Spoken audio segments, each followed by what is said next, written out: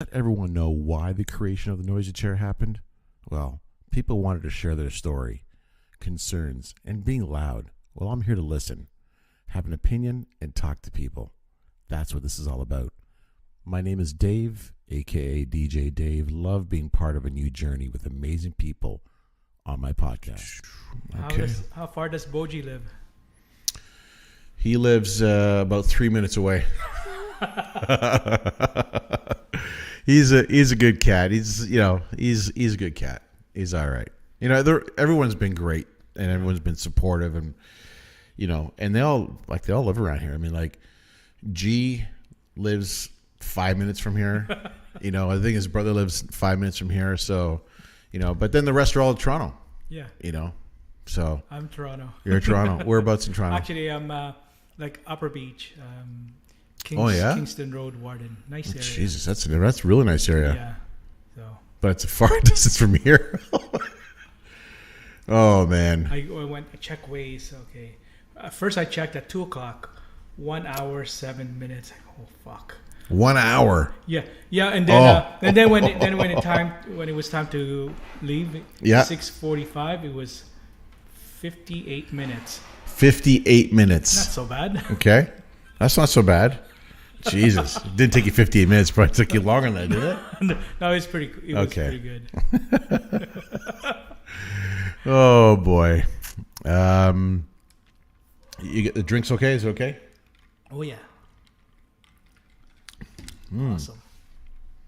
Man, these are like sneaky. Look who is here with me today in the studio. Legendary DJ Chico U is sitting here in the fucking noisy chair tonight. It's only legendary when you're fucking old, baby. You're right, and you're not old. I am old. You're not old, but no. I didn't mean to say you were old, but you're a legendary DJ, man. Welcome to the podcast, brother. Appreciate you coming down, man. Thank you so much, man. It's good. Just bring the mic towards you a bit more if you can. Here we go. Here we go. Listen, man, you're always smiling. You're always in a good mood. You're positive.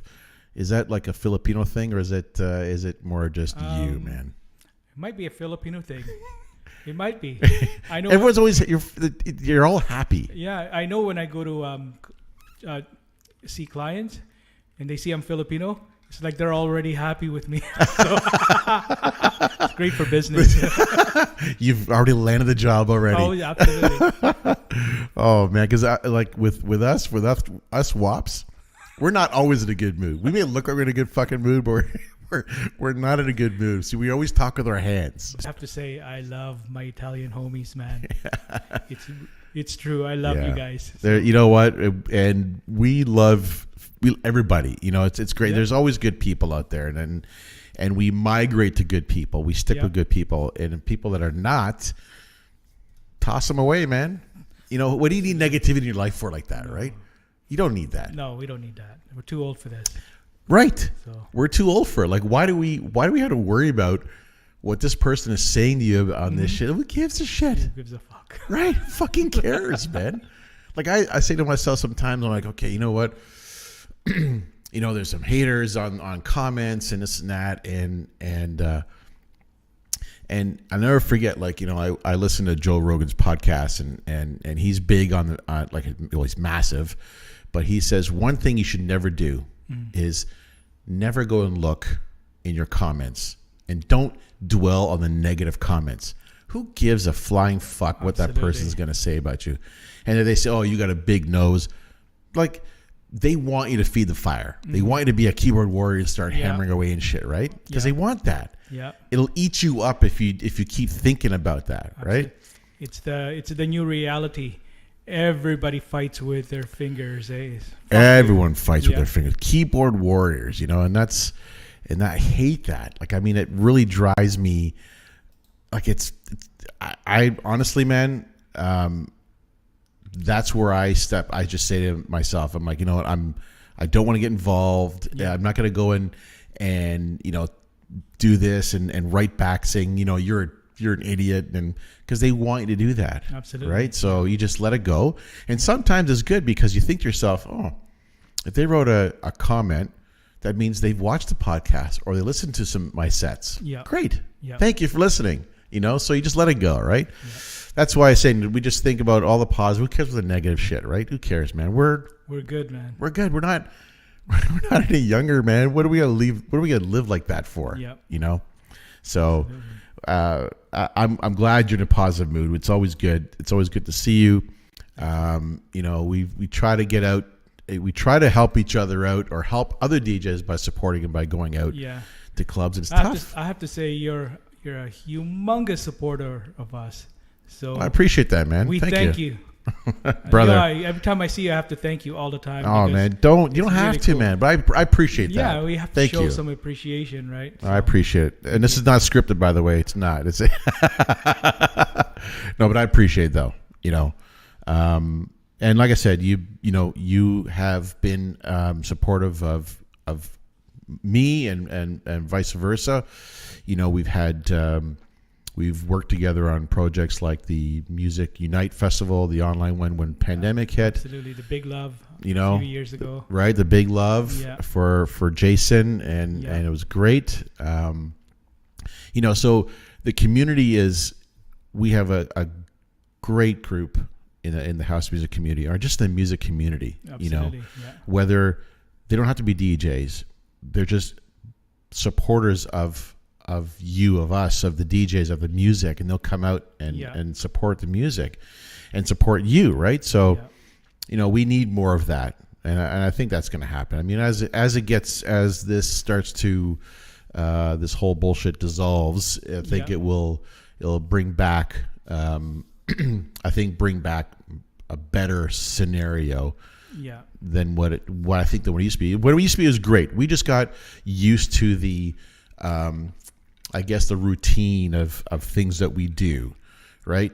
Friday night, we get ready for Saturday's party, blah, blah, blah. Like there was no social media before. It was like, you know, we knew everyone's going to be, or, you know, this and that. But now it's like, you know, social media has been really big, and I'll talk about that afterwards, where it's like it helps, the networking really helps out the fact of communication. Like there's people that, you know, would never have known that you're playing this Saturday, right? Unless they didn't see you on Facebook or hear about it through someone who's friend of a friend who knows you on the Facebook. Yeah. So all that shit works. Yeah, absolutely.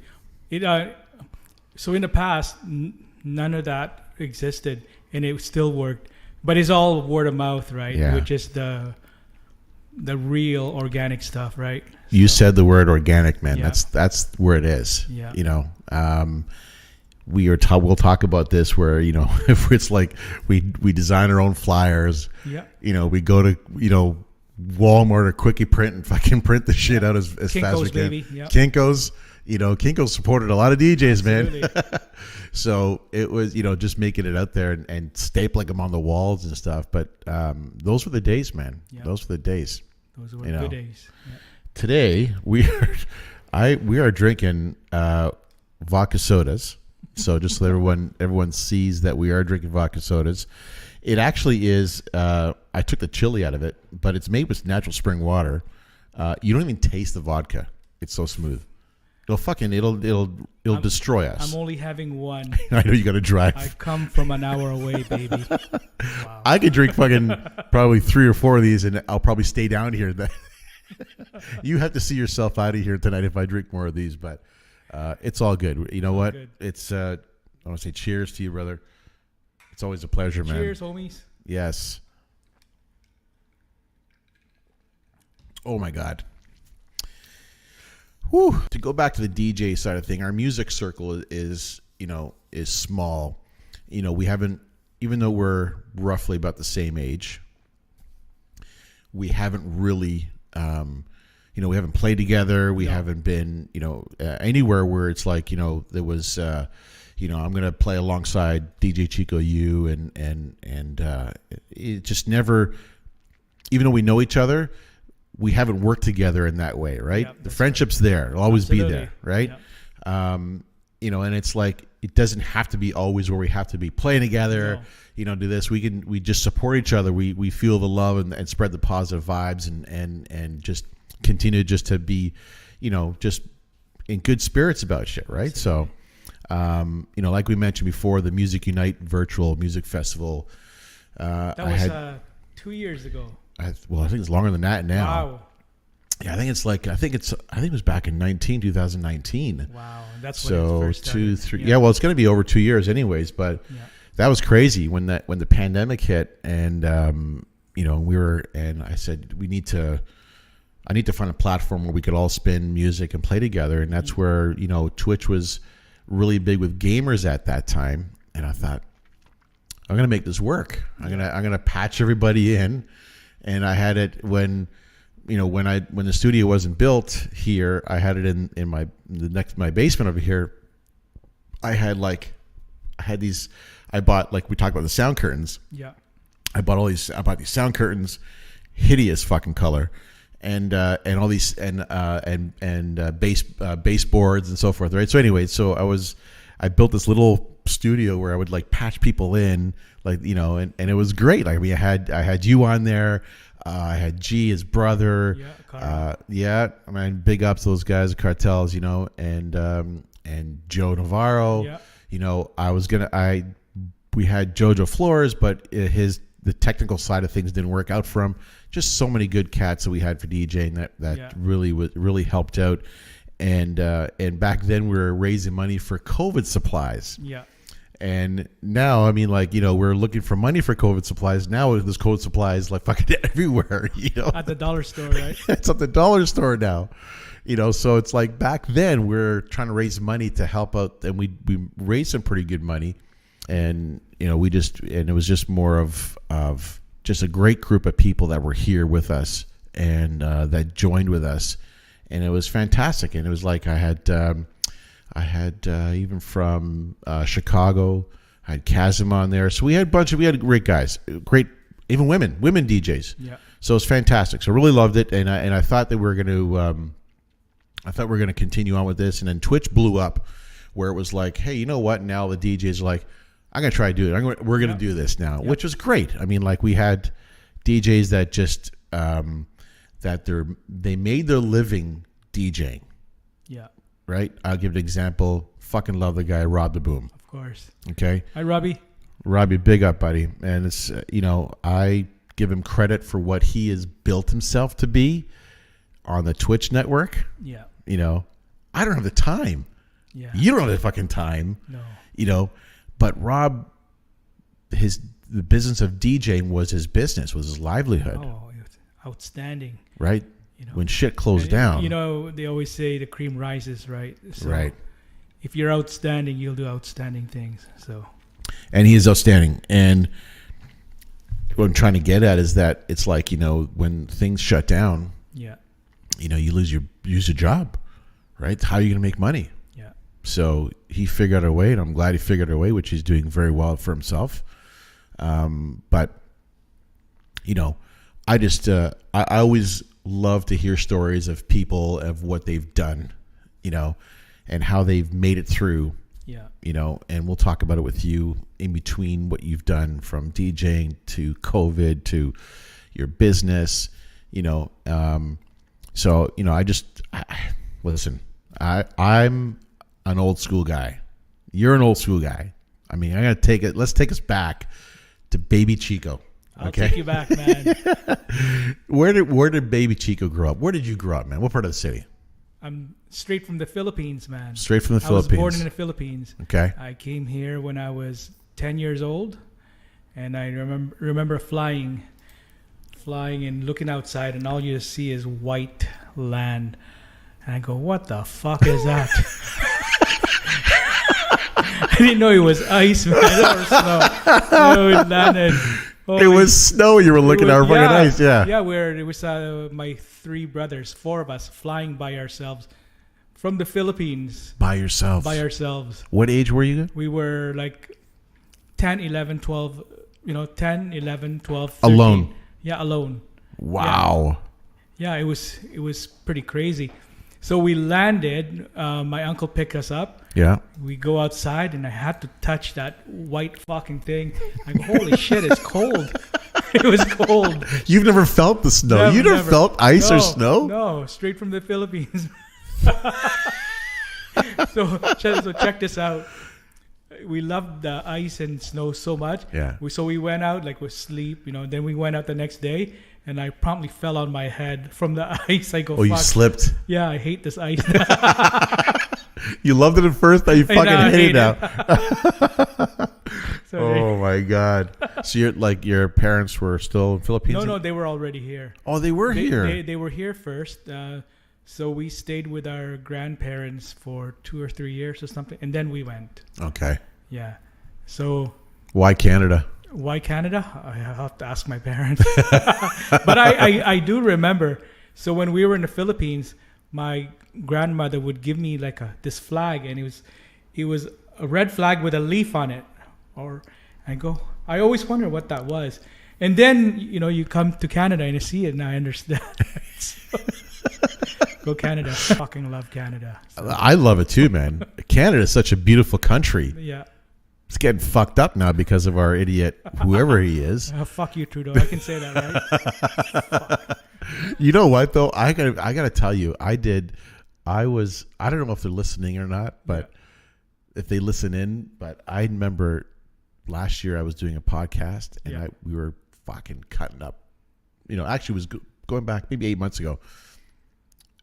All of a sudden, we go with the tape it, and the fucking internet goes down. Is that right? Like instantly, okay? And I'm like, what the fuck? And I called my brother-in-law who lives down the road. I said, is the internet down in your area? He goes, no, then that's not down. And it was just in a 6-house radius. Is that right? And I'm like, I fucking for sure that they're listening in, man. Listening in for sure. You better watch it. I know, right? So anyways, but either way, I don't really care. Yeah. That's what I love about these podcasts is because we can talk openly about shit. Yeah. Okay? We're not going to go and plan something catastrophic. No, we can express our views about it. Yeah. And it's what it is. We're expressing our views. We're not going to run the country ourselves or tell them how to do their job. He's a fucking idiot. Yeah. This is why you're fucking banned on Facebook all the time. No, actually, I'm a good boy on Facebook. Lately? No, I've never been banned. You've never been in Facebook jail? 13 years, never. Really? Oh, they love me, man. I do mostly jokes, right? That's why. You do mostly jokes. You do.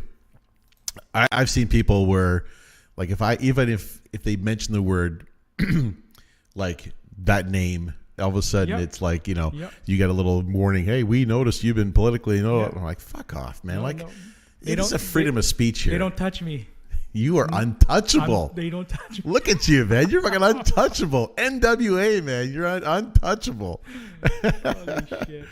Oh man, dude. You know what? It's been way too long since we all got together, and these are the times where I can bring people in virtually or in person as yourself, just to talk about, your musical journey, your story, because I know you have, so much to talk about and where you've been, and we've always, I get a lot of DMs saying, I never knew that this person had this concern or this issue, My last guest I had on, she was a band in Chicago, in Illinois, and she is a lead singer of a band, heavy metal, a rock band. Yeah. And I loved her style of voice because it was the distinctive sound, and I followed her for many years, and I thought, I'm going to get her on board. So we went virtually on board, and we talked, and I never even knew that she's been bullied most of her life, leading even today,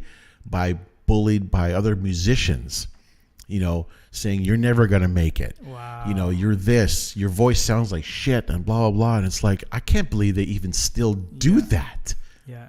And yet she's doing what she's doing. She's doing what she's doing, and it's making her stronger. She's, and there's something to say about that. There is. When people bully you or they disrespect you or they just don't think anything about you, that happened. So when I first started, I was 15, 16 years old. Yep. And I remember my family related, so I call him uncle. Right. So anyways, he was playing at the legendary Congo Club. I don't know if you remember that. In Toronto? In Toronto. That place was fucking insane. Wow. It was packed Friday and Saturday night. Like it was like More, it was more Latin, or was it more? no, like the old school. This was in the early '80s. So, and it's like it was unbelievable. He was a Filipino DJ who had this humongous following. Wow. Everybody went there. It was so insane. So, another guy, the legendary, his name is Edwin. I think everybody knows him. Edwin Harris.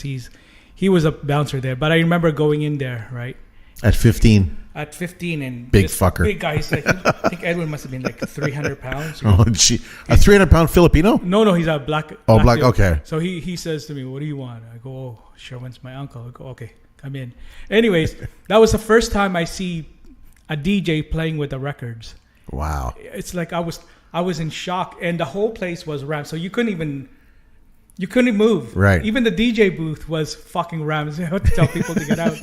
So I was so fascinated. Yeah. Oh my God, I love this. Look what's getting the crowd going. Oh my God, and it was just pure madness. Boys, girls, like All ages, like all different ages. And it was the new wave days. Everybody's got pierced nose or whatever. The big hair. Yeah. Ripped jeans. It was like, it was outstanding. It was amazing. That is crazy. Anyways, that got me into saying, fuck, I love this shit. Yeah. Anyways, so I started out my own DJ crew, and I called it the New Boys. The New Boys. The New Boys. And I had like 4 guys with me. It was pretty outstanding. So anyways, I love, we actually started off with really shitty turntables. It wasn't 1200s. It was belt driven, right? So it was so hard. Like it doesn't just, it's not a direct drive. Like it started off slow. It's belt driven. So it was impossible. But through that, you learn, and you know what I mean? That's how I learned to blend. Right. And I learned to blend pretty good. Then when you get that 1200s, then it's like, okay, baby, Right? It's like, wow. Anyways, so I go back to the club, and this guy mocked me. He goes, "Oh, this guy thinks he's a DJ," because Sherwin let me play. Actually, I sucked, but I did suck. But he did. But he said, "Look at this guy, thinks he's a DJ." Anyways, that fucking pissed me off. After that, I learned fast. Right. So a year later, I'm playing the club, and he's kissing my ass. "Hey, Chico, how are you, man?" Fuck you, buddy. Right? And I'm playing the club. Right? Look at that, eh? That's crazy. I was a young DJ, So wow. It was pretty cool. So that's where you got started, where you saw your uncle there playing. Yeah. And the feeling of what music moves people around with, right? Oh my God, yeah. Crazy. It was back then it was insane. I mean, really insane. Yeah. You had so many genres of music. You had your new wave, you had your pop, funk, right, disco. You got to throw in house in there. Classic house. No, it wasn't. Even this was not even before classic. This was before house music. House music. So that disco was the house. Right. But you know what I mean? I think it was 87, 88 when they started, remixing the disco into house. Yeah. Well, that's where house became house, right? Yeah. So that was that's pretty crazy. It was crazy. Just watch those people just moving. Oh my God. And even as a young DJ, we started playing the high school dances. Right. I remember some of the people will remember I played Riverdale and Riverdale Collegiate or Riverdale Collegiate. Yeah, something like that. You remember that on Gerard Street. Yeah. Anyway, so they invited me. First dance, it was packed. It was pretty crazy. So then they invited me again, and it was overpacked. People used to break the windows to go through. They did that. It was crazy, and it was so overpacked that they never invited me ever again. Yep. You overpacked the place. I overpacked the place. The true story. It never. Wow. Yeah, it was insane. You always you overpacked a dance. Yeah, I did. That is great. That's unheard of. It's like people smashing. I gotta see fucking Chico. I gotta fucking see Chico. It was a great beginning. Oh my God, that was great, man. Like you started off with the bar said hi, man. Holy shit, that's nuts. Yeah. I love it. So you had the New Boys, and do you still talk to any of those guys to this day? They're all good friends. That's awesome, man. Outstanding That's great. Friends, yeah. I keep all my friends, man. I know friends from like 40 years ago, man. Wow. Yeah, I love people, right? They come to me. Sure, man. They do. The people gravitate to you. Yeah. They gravitate to you. Man, so 15 and so you were at what age when you played your first gig? So That was that gig where the dance, wasn't so it? when I became a resident DJ, At the Congo place, right? so he left Congos. Okay. Him, Sherwin and Edwin. Then they opened up a club on where is it, Dufferin and Queen, and it was called Bedrock. Bedrock. The Bedrock Club. That was insane. That was humongous as well too. So think of and they had 2 dance floors, and you can pack it with over 1,000 people. Wow. That was my first residency. I was, I think, 16 years old. Jesus. Yeah, That's awesome, man. 16, and like it was fucking insane. I can imagine. You're looking down at 1,000 people. Yeah. At 16. At 16 years old. Most 16-year-olds are jerking off at fucking 16, and you're on DJing. It was Sherwin, and then myself and my homie Nigel B. He was there too. And I remember Sherwin and Edwin, they used to rent out the club to Sunshine, Kilowatt, and those guys used to bring their fucking sound system. And you know what Earthquake is, right? Right. Those big bass bins. Oh my God, the sound that came out of that club. We had cops every night that we were there. They're just And it was inside, and Yeah. it's still because it was bass. just, oh my God, yeah, it's like an earthquake. Yeah, it was insane. Yeah. So cops were there almost every night to just turn it down. Yeah. We never listen, of course, right? Of course not, man. What are they gonna do? It's Chico U, man. What the fuck listen. what are you gonna do? No, I was just a little guy. It was Sherwin and the other guys. They were good, but Yeah. I was learning my craft, though. Right. That's for sure. That's nuts, man. I Yeah. love that. I love hearing that shit. You know, it's like and I remember those bass bins because I would do like a beach party, and I would have to rent a van, Yeah. and I have to bring like 10 of my buddies, and you pay them like $10 each, whatever, and they're carrying these fucking bass bins and carrying the records and setting it all up, and then the tear down, and then they worked for free booze, right? You paid them. We nobody got paid. I had to. Not had to, I wanted to, You're right? a good guy. I wanted to, because it's like whatever. And I also gave them booze. I mean, they fucking course. ate, they drank, so Yeah. it's all good, man. That place was, I have to say, it was so crazy. There were so many crazy things that happened there. Like what? Tell us some crazy Like some fantastic sexual experience. That's for sure. Really? Do tell. No. I'm But kidding, that was man. in there, of course. That Yeah, was in the day. people can use their imaginations on what Absolutely. with us DJs. Shit happens, buddy. Just shit happened, like so much drugs and Yeah. stuff. Mind you, I'm clean now, but Good for back you, then, man. I was, We were all fucked up back we then, were all man. fucked up. Yeah. I admit it. Yeah. We took some crazy shit back then, man. Absolutely. It was insane. Yeah. I loved it. I would never trade it. So, Well, it's funny you said, because like I said to myself, not myself, but some friends, I'm like, I wouldn't do anything different. Like, I mean, I really enjoyed what I did. Like, what would I do different? yeah. I've done everything, Yeah. but I try not to tell my kids No. like My kids know what I did. we're all open. Our family's like a book. Yeah. Okay.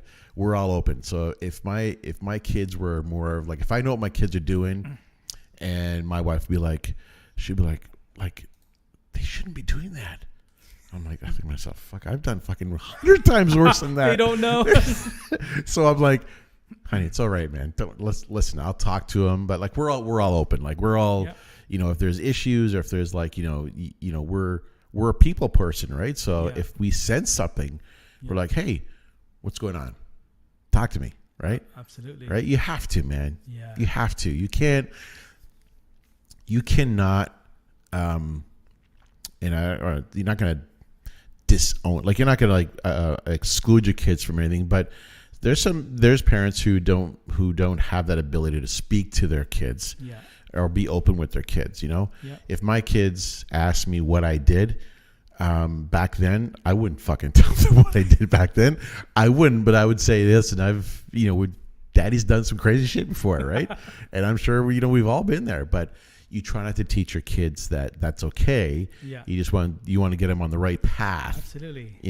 Well, they got to learn their lessons too. So.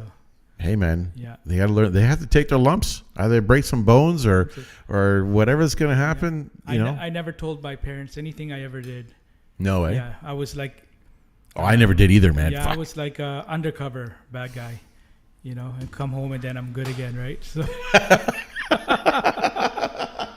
That's funny. Yeah, so that Bedrock, and then after Bedrock, Sherwin and Edwin.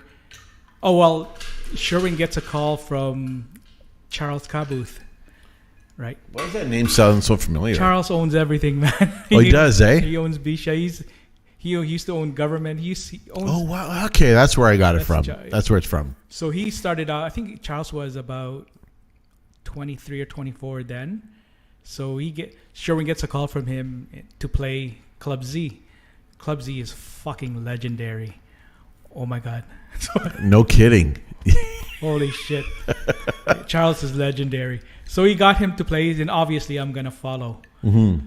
Anyways, that place, it was just like the Twilight Zone. It was Twilight Zone Club Z. Like we had almost the same club. The same crowd. And he was so, like, it was insane. You couldn't move. It was the same. Man. It was the same thing. Like sardines, packed like sardines in there. Packed like sardines with lineup still waiting to get inside. Really? And they'll never get in. It was. So I think we used to shut down at sometimes 8:00 in the morning. Yeah. And I would be, so Sherwin would say, okay, I got to go. I think he used to leave like 12 maybe 1:00. I used to love it because I played. So can you imagine, I think I was 17 or 18. Yeah. Playing all by myself in a fucking room full of people. It was insane. Oh my God. Right? No one there to help you. No, I just did records, so you have to be like, not like now, it's so easy. Well, you can pick and choose what you want, right? But I was like, you're flipping through like shit, and you have to remember so much shit. Right. You have to remember what not to play twice or 3 times. Right. So we played twice on records, but well, sometimes you have to, right? Because there's only so much. But back then, so you didn't want to, so you played. I used to shock people when I play something and it just came out of left field. It's like, and they're like, fucking right, yes, fuck they're digging it. They're digging it. So that's what a DJ is supposed to do. You're supposed to fucking shock the shit out of them. Yep. Even if you're playing like your regular music, but it's just how you bring it in. Sometimes you don't have to blend. Sometimes you just, most times we're blending. Sometimes you just let it play, and then cut. Right into it. And it's like, holy fuck. Right? Because there's no pause. No. It just goes right into it. Just boom. And it'd be like, so, a song would be like, all of a sudden, maybe it's a cappella, da, da, da, da, da, and then, boom. And then the beats come in. And just fucking slam them. That's what a DJ is supposed to do, That's man. what you're supposed to do. That's what a DJ is supposed to do, man. Absolutely. And don't be scared of playing music. Right. Different music, man. Exactly. So... you need that level of excitement for the crowd, and you want that crowd to wonder what you're going to play next. Absolutely. Yeah. Right? I remember my favorite place to play obviously is the Rocket Club. So with the Rocket Club, it was all me. So there was no other DJs. It was just you. It was pure me. I love it. And I used to love it when all the other DJs used to hang out and just drink with me and just chill. Yeah. But I obviously concentrate on the crowd. Sure. So I would like put on a reggae song. Yeah. And then I put on an a cappella, and it's like, holy fuck. Oh fuck! I love that, man. I love that. And then people used to be just, it was crazy.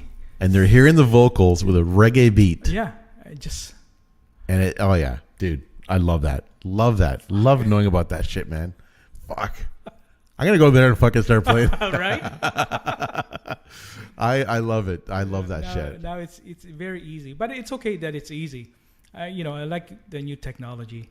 So hopefully these guys, and as I always say, everybody wants to be a DJ, but if you're outstanding, you're gonna rise to the top anyways. Right. You will. So you will. I'm not gonna go down on new DJs. So.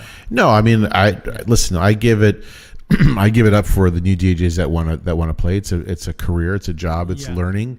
Yeah. I don't think they can be DJs in a year. I don't think they can. I think it's a level of experience, level of confidence. Yeah. You need to curate your music for each gig you do. Yeah. Like shit. I mean, I'm even still learning on some gigs that I'm doing. Right. So it's like, I do quite a bit of corporate events. So it's like you get a mixture of different people. And those are hard. They're so difficult to play. Right. They're almost like a wedding. You gotta try to please everybody, anyways. Exactly. That's right. That's why I don't do gigs like that. You don't, eh? No. I find it challenging for me, and I will do it. Yeah.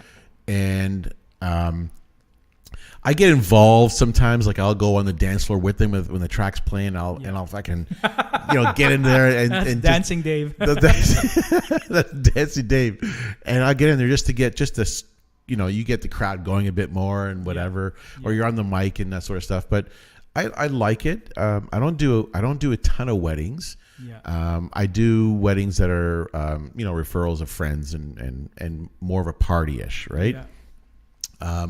I give it up to Neil, DJ Ecstasy. He's pure wedding Neil. DJ. I love you, Neil, buddy. Big up to Neil. I give him credit, man. Big props. He's like he's hustling. He's a wedding DJ, okay? And he's hustling on that. Yep. That's tough. Now it's starting to come back. 2 years ago, he was on my podcast before the pandemic hit, and then the pandemic hit. And it's like, I want to know what the fuck he did the 2 years that he was not doing anything, right? I wonder, yeah. Right? So it's tough. And I'm sure it was so tough, and like you're draining out your cash flow. Yeah. It's fucking tough, right? Yeah.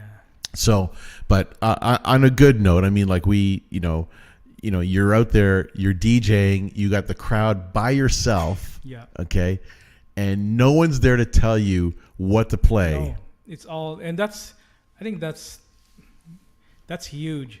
If you want to stand out in this scene, you have to play by yourself. You do. You got to let people know what's inside you. Yeah. You're telling a story for exactly 5, 6, 7 hours.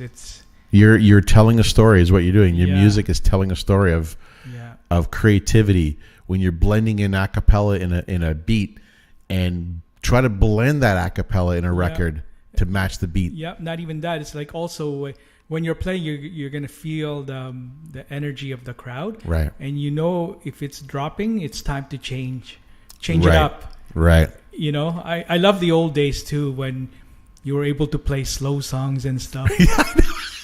I love that shit. I still do that because of the corporate stuff, but not corporate. They can't be mingling with each other. But weddings, right? Slow songs. I love the slow songs, man. Fuck. Yeah, absolutely. Or bring in some reggae or whatever. Just change it up. Change it up. You change. Like I remember when I did a couple clubs, and the manager would say, "Hey, listen, everyone's on the dance floor, which is great." But no one's buying drinks. So tone down, like change the genre a bit so they can go get their drinks. So I would do that. Yeah. They have to survive. So absolutely you have to do that anyway. He's like, fuck Dave, you're rocking it. But the problem is no one's buying fucking drinks. No one's coming back. Absolutely, right? So it's like, okay, so then I would know, and I get a signal from the bartender like, hey. And almost because the bar's empty, maybe a couple stragglers in there. Absolutely. And you change the genre a bit, right? Yep. And it's like, okay, people go, okay, I go to the bathroom or I get a drink, right? Yeah. And you play the song, then you fucking drop it again. Absolutely. And then all of a sudden they come back on again. So there is a level of like art and work when you have to play the crowd and play it so that, they know that it's time to go get a drink or it's time to go to the bathroom. Yeah. They don't want to leave the dance floor. Absolutely. I used to get comments from people saying, Chico, I was going to go to the bathroom, but fuck you. Like I'm gonna piss my pants, so I gotta keep fucking dancing. G. I can't. I'm not leaving, man. I'm not leaving. Oh yeah. So that's what I used to do. I challenge myself. I don't want to see the crowd die, Right. so I'm always challenging myself so people don't leave. It's very That's tricky. awesome. But it can be done. It can be. People would dance for hours and not leave. Yeah. It's fucking insane. Oh yeah. You know. And that's what's good about us old school DJs is that you can play, you can play a set of 80s new wave or 80s alternative. You're playing some Depeche Mode. You're playing Tears for Fears. Yeah. You're not going to get you're going to get a good crowd. Yeah. But then all of a sudden, you can mix it into a housey beat into classic house, and then you get into some Stevie B, and then freestyle comes in again, right? And then you just get everybody that's a different level of enjoyment of genre is going to be on the dance floor. That's how we can keep things going. Absolutely. Back and forth, right? Absolutely. And I think, I won't go into the extent of it, but more of like when it comes to to certain DJ gigs, I mix in everything from reggae to old school hip hop to R&B to rock to remixes to mashups to Latino music to house to today's remixes, that sort of stuff. I put a blend of everything in there. Yeah. And I find it more successful in a diverse crowd. Let's say if I do like my local bar, which is down the road, I get everybody. My kids come to party they go, oh, my dad's DJing tonight, and they fucking bring all their buddies and their girlfriends. All the time, man. I'm telling you. That's what I'm talking about. And they walk in and I'm like, and I'm like Lucas or Jacob or Marco said, I don't play that mumble rap shit, dude. He goes, Dad, no, man, they love your shit. We all love your stuff, right? And plus when alcohol sets in and daddy's tab and fucking all of a sudden I'm paying their tab, they're loving it. They're dancing and grooving. But what I'm trying to get at, long story short, is that I enjoy their company and the fact that they are enjoying the music. Yeah. Similar to what you're seeing out there with people enjoying your music. Love that, whether it's on Twitch or you're doing the Saturday night gigs, those are good times. Absolutely. Super good times, Yeah. Who inspired you as a DJ? Well, Sherwin did, because he was the first person I saw. Mm-hmm. Scratch inspires me. He does, obviously, yeah. So many, actually, all of my homies. Yeah, big up to Scratch, man. Yeah, Carl, Nigel. Yeah.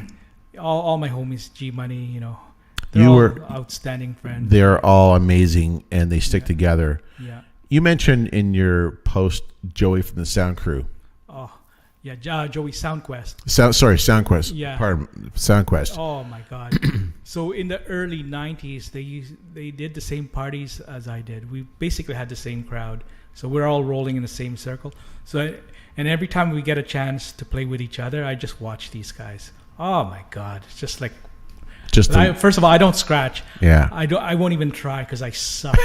Right. All my talent is into the blending. And that's all that matters sometimes, man. Yeah, that's it. But these guys, the musicality, as I always say, just watching them. Just watching the art. And I still do that today. Yeah. I don't go watch the critique. I watch the fucking oh my Absolutely. God, it's amazing what they're doing. It's crazy. So you're making your own music like right on the spot.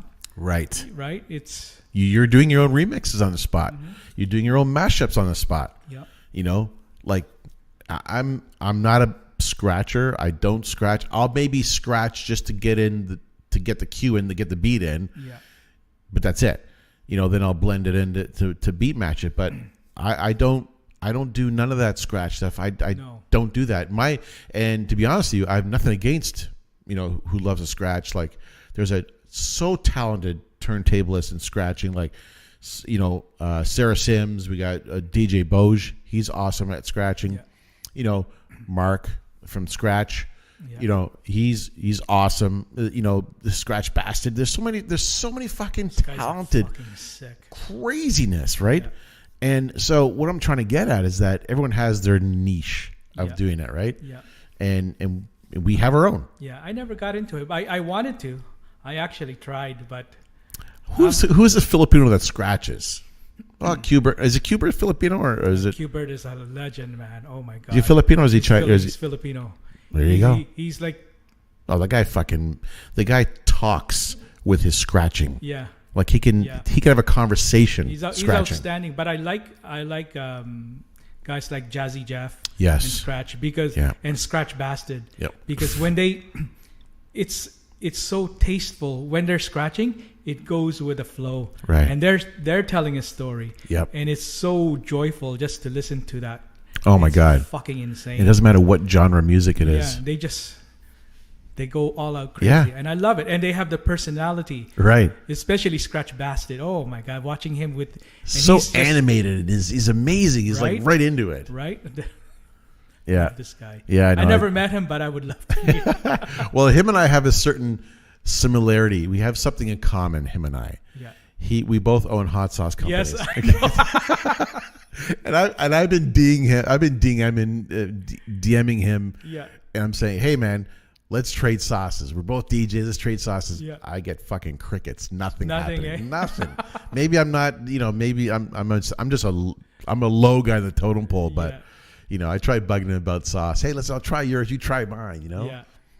Oh, wow. But to go back to the DJing side, he's effortless with his scratches and what he does with 45s and the funk and the old school old 70s shit. It's insane. Crazy, man. I love that. Jazzy Jeff. Oh. Jazzy Jeff the same way. That's my 3 favorite DJs, Scratch, Jazzy, and Scratch Bastard. Yeah. Yeah, they're just listening, Yeah, Jazzy Jeff can get all of them can get parties going. Yeah. It's unbelievable. They're all great on the microphone. Scratch is awesome on the microphone.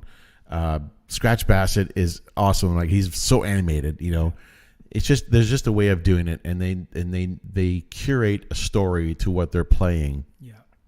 And you can relate to something in there, like. Fuck! I remember this back when my dad would play this track, and then look the way he's fucking playing it. It's crazy, Absolutely. Oh my god! They all play the old school, man. The old school. It always goes back to the old school. Yeah. I know there's some great music. There's a lot of good music now, especially house music. Mm-hmm. I love it, but as I said, it always goes back to the old school. Always goes back. Old school flavor. Yeah. Right. You're right. I'll pick maybe 3 or 4 good new songs that are out there, and then I won't play anything else. I mean, I'll go back, like you said, I'll revert back to the old school flavor, right? Yeah.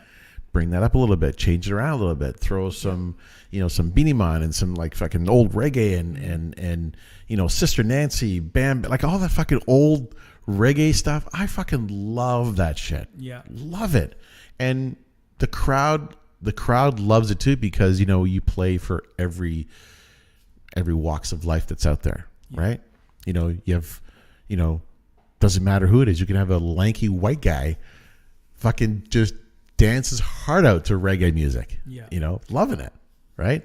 But I'm glad those guys inspired you because that's what keeps us going, remembering the days back then. Yeah.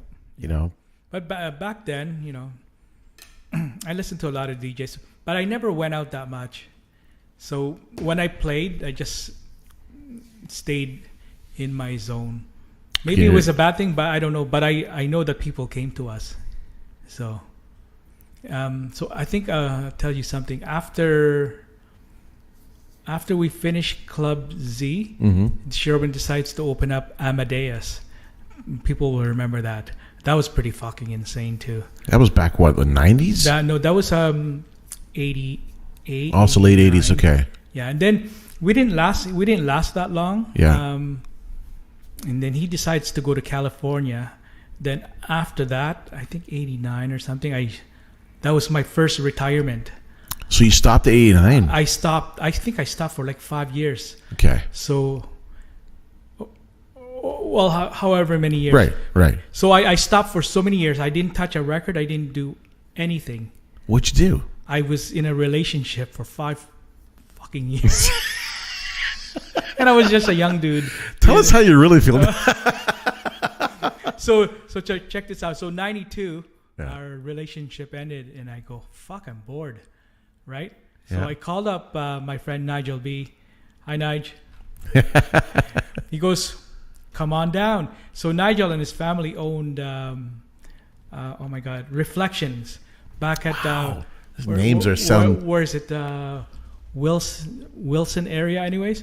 Okay. And it was predominantly Guyanese and black. Okay. So I was the only Filipino there. Fucking Filipino DJs playing for my brothers and sisters. And I can tell you, if you suck, they're going to let you know.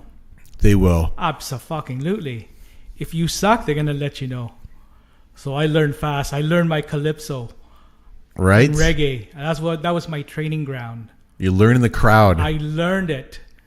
And then all of a sudden I'm fucking kicking. A Filipino kicking ass in the calypso. Then I got a following after that too. That's It awesome. was awesome. So that was my first retirement. Oh when I came out 92. Yeah. Yeah. And then after that, so they closed the club. Mm-hmm. Nigel started playing with Carl Allen over at Rocket Saturday nights. I think it was at 93, 94. Wow. And you guys are still bringing out that Rocket Oh, fuck. brand. It was huge. Carl's Saturday night was legendary. It was insane. Big up Carl Allen, buddy. So it was like Packed. stupid packed. Wow. It's everywhere we play, it's always like sardines. Yeah, yeah. And those guys would be bringing this fucking sweet hip hop, R&B, and they just keep it going. They and just keep it going. And so I used to go just to hang out, and Yeah. I said to myself, "Fuck, I want to play too."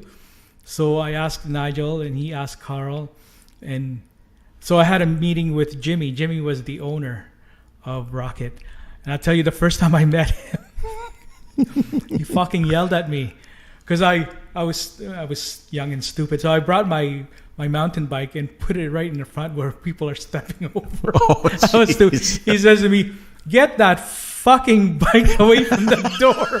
That was my first meeting with Great him. impression. Your first impression. That's hilarious. So I apologized. Yeah. And then I said, "Jimmy, you don't know me, but Nigel and Carl asked, told me to come to you." I said, "I'd like to get your Friday nights." So he says, "Okay, well, let's try you out." So my first night there, not too many people because nobody knows me, right? Right. Then the second week, there was a party, a bunch of Filipinos, my friends. They were just hanging out, and it was happened to be my friend Al. He goes, he says, "What the fuck are you doing here?" I go, And you're like, "What the fuck are you doing here?" So he started off with 50 people, right? And then he started telling people. So that 50 people turned to like 75. Right. And then the next week, 100. Yep. And then the week after, 200. Wow. And then 300.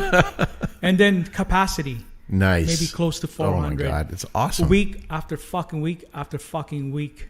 It was getting packed. It was packed. It was insane. Friday nights. Friday nights. So my Friday nights were almost as good as Saturday nights. Well, Wow. because Saturday nights is legendary there. But my nights were fucking packed. Wow. And then my name just spread around. Sure. Right? So everybody's saying, Chico, come go see Chico. Go see Chico. Go see Chico. So everywhere I played, Yeah. people The followed. girls, go see Chico. Chico. And through that, Matt C. Okay. He was playing Thursday nights at RPM. So he got his partner Ben. He went to go see me at the old Mockingbird, and he said, "So Matt wants you to play with him Thursday nights." After that, it was Took off. Yeah. Thursday nights were legendary. That's awesome, man. It was crazy. Fucking love that. Wow. That's awesome. I love knowing that. On a Thursday night, you can rock it on a Thursday night. You can kill it on a Thursday night. Yeah. Well, it was already packed. Absolutely, Matt is a fucking legend. But it was so nice to be there with him as a resident. It was like made you feel good. You Sure, know? it does, man. And most of the people there were Filipinos, anyways. So yeah, I had the Filipinos following. You got a Filipino following. You know what? We don't see that anymore. We don't see, because of the clubs that fucking died out. Yeah, it's not the That same. just leveled right off, man. Yeah. You know, and I thought about, you know, talking to some big boys on getting a place, Yeah. getting a warehouse, Yeah. you know, and just bringing back what it used to be back then. Yeah.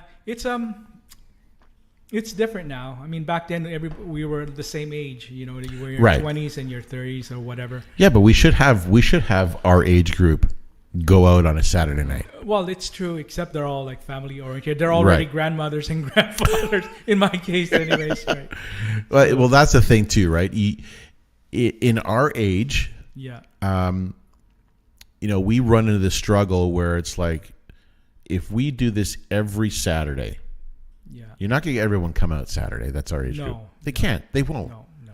You know, that's why, you know, we try to, I do every 3 months, I'll do a party. I throw a party at the local bar. Yeah. Because I know that in 3 months, people are going to say, hey, when are you playing again? There you go. Like, or my kids are out of town and I want to fucking party. Yeah. Or date night or birthdays. That's so cool. So you just have a local pub here. Local pub. And Lets me play. That's cool. Yeah. Lets you play. And he pays.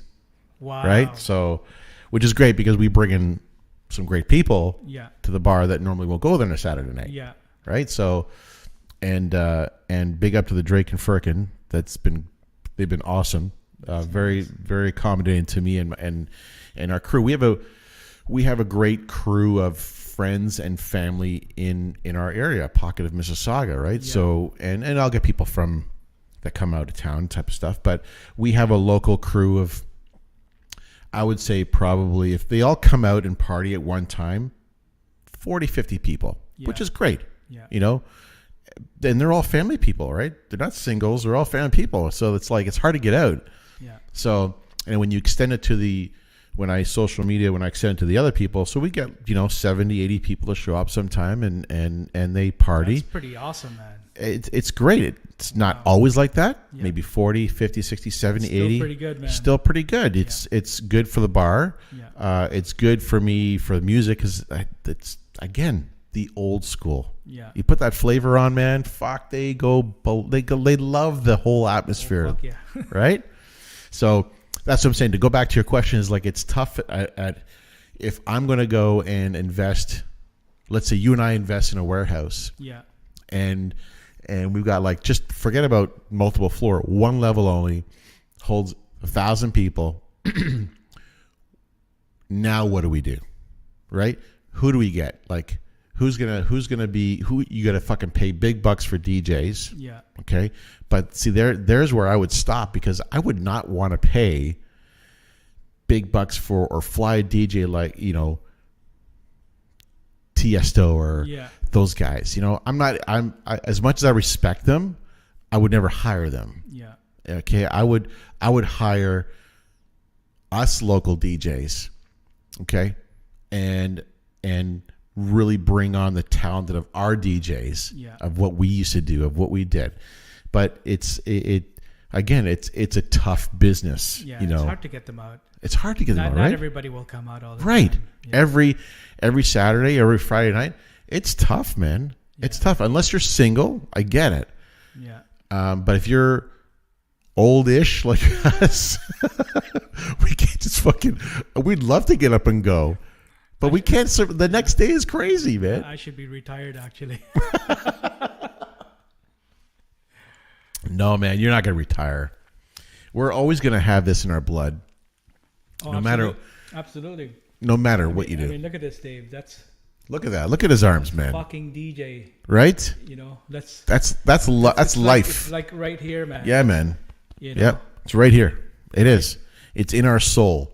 Yeah. Okay, we never let that go. It's in our soul. We always we had hiatuses. We've taken breaks from it, but and we'll talk about that afterwards, on what brought us back, what we did, Yep. and it's those are things that were that got us to what we are today, right? Yep. I mean, I had a long retirement, man.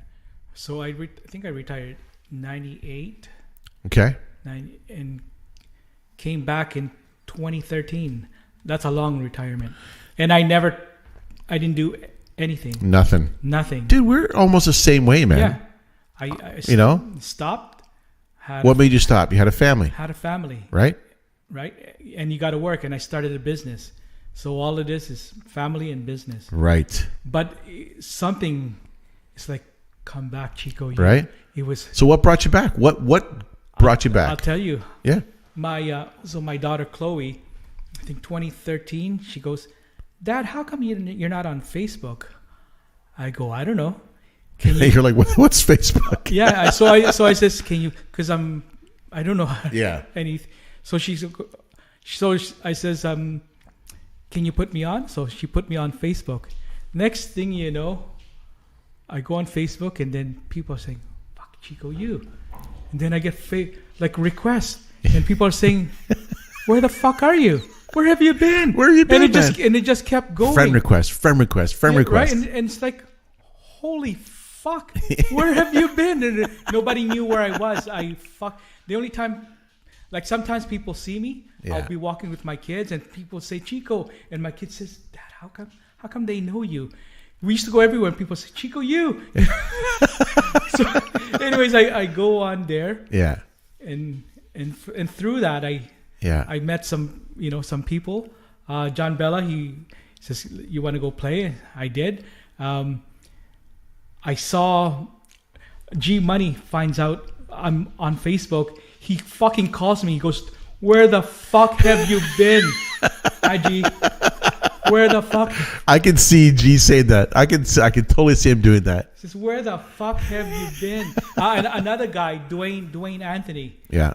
So Dwayne wanted me to Bring the mic towards right in front of you. Dwayne says, you need to come out of fucking retirement. Yeah. He gives me a USB full of music. So I give Dwayne Anthony all the respect in the world. He's the one that forced me to come. Yeah. I wanted to. Here's the music. Here's music. Play it. Damn it! Play the music. So I got my needles for my turntables. I got the Serato, and played. And then that's it. Yeah. And then I meet Joe Navarro. Hi, Joe. What's up, buddy? My brother Joe. So I says, Joe, I meet him, and he was already doing some parties, right? I said we should get together and do some stuff. So we made Big Fun. We had some massive parties then. So Big Fun was your out of retirement. Yes. Was your out of retirement gig or your shtick? It was I just actually 2013 coincides with me splitting with my wife. Okay. So I think that was one of the reasons. It's all about the women, right? My God. I was bored, so. And then after that, it's okay, we did some massive parties. Yeah. So. Oh my God, that's a good story, man. That's a good story. It's a good hiatus, family, business. That's a long hiatus, man. But we focused on family first. Absolutely. We focused on our career. Yeah. We weren't gonna if we weren't gonna make money DJing. Mm-hmm. It's hard to say, but I could not make a living DJing. No. If I lived right here, if I lived our lifestyle right now, there's just no way. No, there's no way. You have to be traveling. You got to be big. You got to go big. Yeah. And there is no family. Yeah, I'm not doing that. I'm not interested in. No. No, I love doing what I'm doing. I love my company. Right. I love having employees. So I could never do this full time. Yeah. Yeah, I have no reason. I just don't want to do it.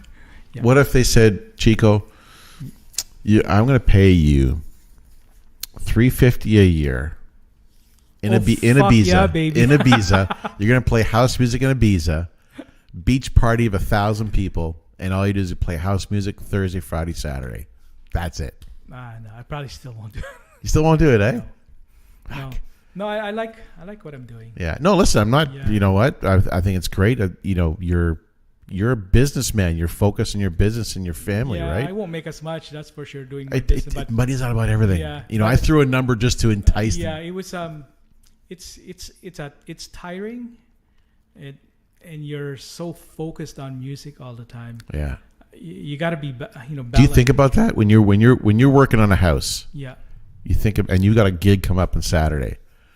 Do you think about what the fuck am I going to play? Okay, I gotta So do this, that's this. that's the trouble. So every time I know that I'm going to be playing, all I think about is music. And it fucks up my thinking on the company shit. Well, that's not good. That's not No. good. You know, No, it's not good. no. So, Yeah, I can't have that. no. There is a level of separation that you can do, but I'm the same way. Like I run a car company, Yeah. and I'm dealing with clients, techs, my employees, Yeah. and money and whatever it's going to be, right? Decision making. And I deal with fires. I deal with all this bullshit, just like you. But if I'm on I got a party coming up on a Saturday. Yeah. My anxiety, what I struggle with is what am I going to open up with the first See, song? I fucking understand you. Actually, that's the same thing with Carl. Every time he does a Twitch, he stresses over the first fucking song. I am exactly the same way, man. Fuck, that's hilarious. I think it's just an old school thing or a DJ thing, but because I don't normally start with, like, all my parties and gigs are all started like where there's no music Yeah. to blend into. It's like I get on and it's dead quiet and Yeah. people are fucking waiting to get on the dance floor, right? So like I have to either, say a joke or blend in some, just different things or make it funny. Yeah. But I always thank people for coming in tonight. Hey guys, Yeah. thanks for the support. I appreciate it. And I'll start blending in some of I'll loop it in a bit and blend it in, and then people start getting into it. Yeah. I'm like, guys, get on the fucking dance floor. I got shots for you guys. Yeah. So I always stress Yeah. on the song I I play. remember when I used to make tapes, so I stressed out over the first song too. But I used to fuck around too. So I'll make like a tape, Mixtape, yeah. and the first song, one time I did something fucked up. I put on "And They Call It Puppy Love," and then what I did is I put the needle, and then put on the song after that. That was Perfect. I always fuck around with the I love that. the beginning. You know what? We all share the same yeah. creativity of that. Yeah. I love that, man. I love that. I always like taking rip an acapella, or I'll rip a video, of a funny person talking, and I'll add that in there, Yeah. and then hammer it with the beat, Yep. right? So we're similar in that way, and yeah, my level of anxiety goes. Like I don't eat. That's how bad my wife gets pissed off at me because like I'm always like I bring my stuff in, I set it all up, and then we'll have dinner there, just and she's like, what do you want to have? I said, fuck, I'm not hungry. I just want to get this fucking party started, right? So she goes, it's fucking 8:00, man. You don't start for another couple more hours. Like relax, eat something, We're right? The same, absolutely. You're right. Yeah. And it's like, oh my God. And I start fucking drinking. And then, Yeah. and oh my God, so I really stress on what I am going to play for the first song. And that's what really gets me going. And Carl Allen, man, he thinks the same way too. Sometimes I would never even know that guy just, Yep. whatever he plays sounds so smooth, right? Stresses over the first song. Yeah. It's so strange. Crazy. Yeah. Well, that sets the tone to get people going. Yeah. Right? If I play a song and no one's dancing to it, typically what I'll do, that'll never happen again. Yeah. But typically what I'll do is I'll go ask people, hey man, what do you want to hear for the first song? Just to get some ideas, right? Yeah. And sometimes I'll always get one person that comes up with an idea like, oh, you should start with this song. And I'm like, I can get I can blend it with this genre, then this genre. I'm like, all right. So I know they're gonna dance, right? Yeah. And then they'll bring their buddies and friends. So you try to pick out the people that are gonna go and dance, right? Or you can think they're gonna dance anyway, so just put anything. If the alcohol sets in, they're gonna dance. Usually the last song I always think about. The last song? The last song I always really? Think, yeah. I always think it all depends on like, the energy level at the end. Yeah. Or sometimes I'll play when I want people to leave, I'll play a stupid song. It's all the time. It's all the time I want them to leave. Oh yeah. I'm getting tired. Yeah. Last call for alcohol, guys. Last call for alcohol.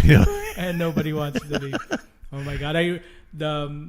The Club Z days. Oh my God. I have to tell you how much fun that was. Oh, I could imagine. And sometimes we finish I remember finishing at 10 o'clock in the morning one time. Oh my God. People are fucking still there. It was so still there dancing. Stupid. Not stupid. Like stupid, insane energy. Yeah. Like, holy shit. You brought it on, man. Yeah. And these people are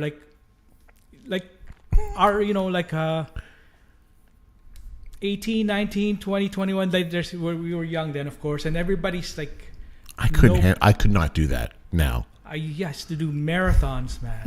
Oh my God, dude. Oh, that's crazy. It was crazy.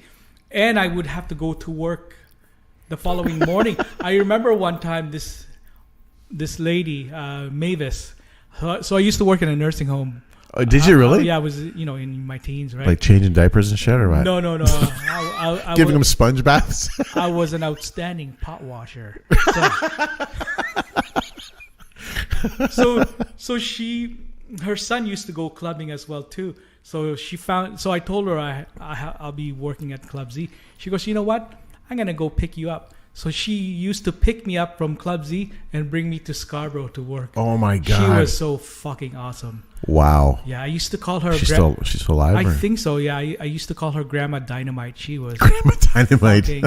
She had this extremely thick Jamaican accent. It's like, it's Come like, now. oh my God, I loved her. I still love That's her. awesome. That's awesome, man. She's probably still alive to this day. I haven't seen her in so long. Oh man, she was awesome. And the other thing about working in a nursing home, so I would be playing in a club, and I would tell my stories to the residents. So every day there's residents waiting for me to hear some stories. Right? I told them so many stories, and they used to laugh so much. Hey man, you're keeping them going. You keep them alive. That's awesome. Absolutely. Oh my God, that's crazy. And also like working at a nursing home, I'll be like having lunch with my coworkers outside, and there'd be a radio, and then a commercial would go on and saying DJ Chico U, and they're like looking at me. Is that you? That's me. DJ Chico U is gonna be playing at this. And oh man, Brock, you felt like a fucking king, man. No, I was undercover. Nobody knew what I did, right? Nobody did, except the old peeps. They do. Nobody knew what I did. So. Oh it man, was pretty insane. So. That's fucking awesome, man. I love that shit. Oh my God. When you get ready for a gig, and it could be a week from now. I know you got one coming this Saturday. Do you sort of put a playlist in your mind of what you're gonna do? No, because I don't. I used to. Once in a while I do, but the DJs with me, these guys are all fucking outstanding. Holy shit. Joey, G Money, and my guest for this week is Dave Campbell. These guys are just fucking they're awesome. They're all awesome. I don't even think about the music. I just whatever. You just play. I just flow. Like whatever when they're done, I'll just flow. Right. But they're all more housey, right? Well, Joey's like me. He plays old school. He does, okay. Hip hop, R&B. Yeah. Actually, he's an awesome house DJ too. But G can play anything, and Dave Campbell can play anything too. He's not just a house DJ as well. Love that. Love that diversity where they can play everything, right? Yeah, these guys. Dave plays some massive parties in Toronto. Fuck. Those are the days, man. Oh yeah, he's he's plays a lot with Yogi and Yeah. Break for Love. Okay. He does all that. Yeah. So yeah, much respect. That's great, Much man. respect to my homies. These guys, I love That's you it. guys, man. That's why it's like you almost want to have like a massive reunion of some sort, just and I talk about this with another business associate about, because I'm all for bringing people together, a community. And, I thought about how do we get everybody in here? And I listened to a lot of podcasts, and there's one podcast that's about hip hop. Yeah. And it's about DJs, and it's called the Road Podcast. And basically, there's DJ Crooked, who is from New York. He is a Korean DJ. Yeah. Okay, and Wow. he's in Vegas right now, but he does this podcast, and he has a bunch of other guys that co-host with him. But what I'm trying to get at is that he was part of this organization where in the U.S. they said, okay, you know what, we're going to have a conference, a DJ conference, where it can have newcomers to the old schools to whatever. We're going to rent a banquet hall or rent a hotel, conference center, and we're going to have they'll have groups of different genres of DJs, but then they hosted their podcast there, and they did a Q&A, question answer, but they also had little workshops. Nice. So, if you're a house DJ, what do you need to know about a house DJ? Or if you're a hip hop DJ and you want to learn more about house DJing, so it was a mixture of different workshops and work groups and people who got together, and it brought hundreds of people together, if not a couple hundred people together over the course of around the world, like Costa Rica. DJs from all around the world came over, right? So what I'm trying to get at is I thought about, I want to do this here, and I wanted to, first I wanted to do the House Music Festival, and it was just about to launch when COVID hit, and it just blew it all apart, right? So, and I thought it is a lot of work to bring that type of festival into Toronto, but I would love to create a group or an organization where it's bringing everybody together from the old school, us old fucks with some new DJs, right? Yeah. And they can learn from us. They can say, hey man, Chico, how did you get this going? Or what did you use? It is so interesting to find out that they're like sponges. People are like sponges, right? They absorb what we talk about. Yeah. So I thought about doing that, and I'm going to continue to think about more about that. Is that something that you would think would be good? Like if you had all the DJs come together and just shoot the fat and talk and talk like we're talking with other people, right? That's a good concept. The trick is to get people together. That's the hardest thing. Right? That's the hardest thing, especially when it's peak season. You got to do it in off season, and there's wedding DJs at work that are busy in the summer, and so you got to figure all that out. What a great concept. You get an older DJ, teaching the ropes to the young DJs. Right. I think it's great. I think there's something there. Yeah. Right. So, and I'm going to continue to do more about it, research more about it. But I think it gives us, people that we can have they can play for an hour or so, have the hip hop guys play for an hour or so, get sponsors by Pioneer, you get all sorts of sponsors on board, right? Or what we can do is we can teach them on shitty turntables, right? And then you can weed out the. Hey man, that's a pretty good idea, right? Weed them out. There's too many. Brother, that's fucking a great idea. You get those fucking Radio Shack things, and you get those turntables and an old mixer. Yeah. And you got to blend. Yeah. Blend that. Actually blend. Learn how to fucking blend. Right? There's no sync button on this shit. Learn how to fucking blend. They should ban that. Right? Exactly, man. I mean, pitch it, blend it, this and that, right? But oh my God, it's a great concept. I think I'm gonna pursue it more and research it more a bit. But I'm talking to DJs such as yourself to see if they come on board and and be part of it, right? And it's just about it's could be a weekend thing. It could be a weekend retreat. It could be up north somewhere. Yeah. You know, and if you get a bunch of sponsors that would cover the cost of, you know, to transport for hotel rooms, you just got to make your way up there. Yeah. And we have like certain DJs, like, you know, that would do like a little class of some sort, or you know, a workstation on like introduction to, like, you know, the certain, you know, whether it's turntables, whether it's controllers, whether it's this, you know, the ins and outs, the tricks of the trade, let's say, right? Because people need to know that. I think that there's a lot to learn. I don't even know half the fucking shit on Serato and Record Box. I use Record Box now. I used to use Tractor. I mean, like, I don't know what the fuck I'm just... You know, on my, I use a controller. Yeah. And all those buttons, I don't know a single thing what to do with them. I swear to God. I hear you. My style is just blending. Blend. I don't even know how to, like, loop and... No echo? No echo. I don't know any of that. Isn't that I fun? just started doing the... you know, where the, not phaser, but more of like, you know, really getting the highs and out of like the beat, like deep, you know, I don't even bother with that. Like when people going, you know, right? It's like, for me, like me personally, not, you know, I don't want to. No, you're not knocking at anybody. Offend anybody, but it's all about the music, man. It's the other stuff is just. Yeah. For me, like when I see high-profile DJs going this and that, I'm like, okay, fuck you. It doesn't matter to me. You know what I mean? Because the music that they play now, it's already hype, man. Yeah, it is. Maybe let the music play. Yeah. Well, it's true, in my right? opinion. It's true. I mean, I believe you. Like, I'll set my loops, because I know that there's every song will have a certain, either it's a 4-bar beat, 4-bar loop, or an 8-bar. Yeah. I'll loop it and then mix it into that and blend it into that loop, right? Yeah. And then, you know, pretty much I just use just my faders up and down. I don't use my crossfader at all. So maybe I'll take it back. Maybe it's fun. No, I mean, it's fine. Fun. Some people use it, some people don't, right? What I meant to say is it's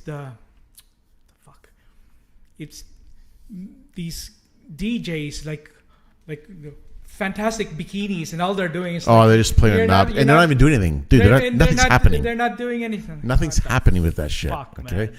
That's what I hate about this job. Yeah. Is that you get the people out there that are getting paid millions. Yeah. And someone else is doing their set, or it's an autoplay. It's a pre-mixed set, you know, things like that, right? Yeah. There's a bazillion talented DJs out there, but there's also a ton of crap. Ton of crap. Yeah. Okay, and I don't knock anybody up. I don't call it names that they're shit, whatever. I don't care. Really, I don't. Like, I don't judge people, because I don't want to be judged. I do my shit. I do my stuff. Yeah. Right? But there's shit out there, and it's like, okay, let them do their thing, and I do my thing. Yeah. You know, it's all that matters. Yeah, it's coming out right now. Usually I don't say that.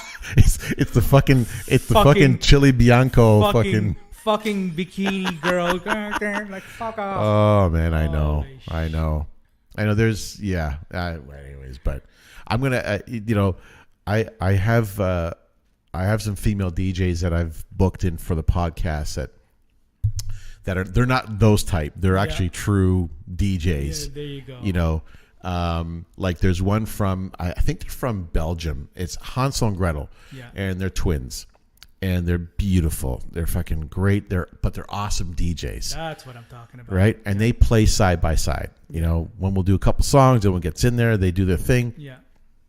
So I'd love to get their aspect and their you know, direction on what do they think when there's girls that are wearing fucking nothing, pretty much, and they're like, you know, and they do this and then you know, like I'd love to hear about it, right? Because I'd love to hear what they have to say and think about it.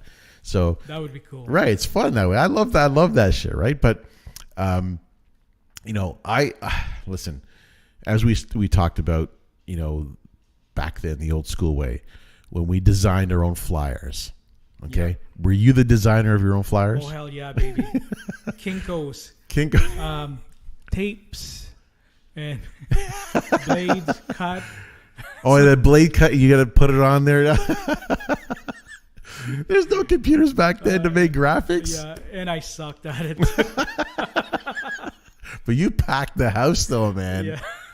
That's crazy. It was crazy. Yeah, it was it's such a good feeling. You know, if I don't ever DJ again, it doesn't matter. I've had a taste of fantastic stuff. You know? did. Oh, yeah. We all did, man. We all did. Absolutely. I remember here's a story. Phoenix. Phoenix nightclub. Phoenix Sunday night, Planet Vibe. Mm-hmm. I remember, so JC had to go to Miami. So they called me saying, can you do JC spot on a Sunday? I go, just for one night. I said, fuck yeah. Right on, I'll take it. Oh, fuck yeah. So I go, I play. The place is fucking rammed. And the outside was rammed all the way to the gas station. It was, oh my God. It was so long. So it was my crowd plus JC's crowd together. It was insane. It was insane. It was insane. So I'm playing and I'm killing the crowd, like fucking slamming them. Yeah. And some people like run upstairs to see who's playing, and they see this little Filipino dude killing. Like, who the fuck is this? Chico U. And it was live to air. Oh no, was it really? It was live. Yeah, it was live to air. Oh man. So like they're hearing my name on the radio. Yeah. Come down. It was. Oh my God. It was like probably one of my. We'll never get that back again, we'll eh? Never get that back. It was. You know. That's like. That was like 1,300 people. Maybe. Fuck. It was. But that's the thing. I want that back. Yeah. Like not every time, but like once in a while, we bring that back. Yeah. Right? Yeah, that was insane. How cool is that? You know. It was very fucking. Oh man, cool. dude, you're a fucking legend. Man. You're a fucking legend. Lots of fun. Oh my God! You know what? We talked about how we took the hiatus route. We stopped because of family. Yeah. You know, careers. We had to make money. You know, and you just like us. You know, we got married. We had kids. DJing wasn't the ideal thing. No. You know, because first of all, you're doing parties, let's say Thursday or Friday, Saturday, and you know, you just can't physically sustain yourself financially for that. And you know what? You get burned out too. I think that's what happened. I was done. You were, eh? Yeah. Because I did it when I was like 15 years old. I know. It's like every profession. If you do so long, you get bored of it. Oh, fuck. I got completely burnt out. Yeah, but I'm saying burnt out. Yeah. You were done. Like you spent your energy. You're done. I was done. I was ready to go on to next phase of life. Yeah. But mind you, during that time, I thought about music all the fucking time. Right. Yeah. That will never leave us. No. Never leave us. No. You know, the radio played shit music. So you always had ways of hearing good music. So that's when when I retired, that's when all the shitty music came out. And then I said, oh, fuck, thank God I'm out. What the fuck is this shit? Exactly. What is this shit? What the fuck is this trap shit? Right? What the fuck? You know what? We're going to hate all the trappers, but I fucking hate trap. Oh, guys. man.